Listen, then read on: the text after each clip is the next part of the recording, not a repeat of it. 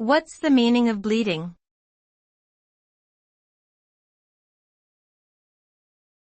Bleeding.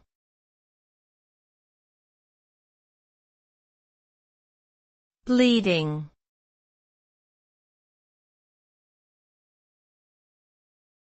Bleeding.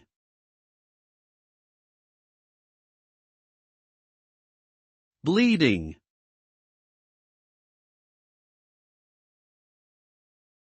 Bleeding is a term that is commonly used in medical contexts to refer to the loss of blood from the body. This can occur for a variety of reasons, including trauma, injury, or underlying medical conditions. When bleeding occurs, it can be either internal or external, and can range in severity from mild to life-threatening. Some common symptoms of bleeding include visible blood loss, bruising, fatigue, dizziness, and shortness of breath. Depending on the cause and severity of the bleeding, treatment may involve rest, medication, fluid replacement, surgery, or other interventions.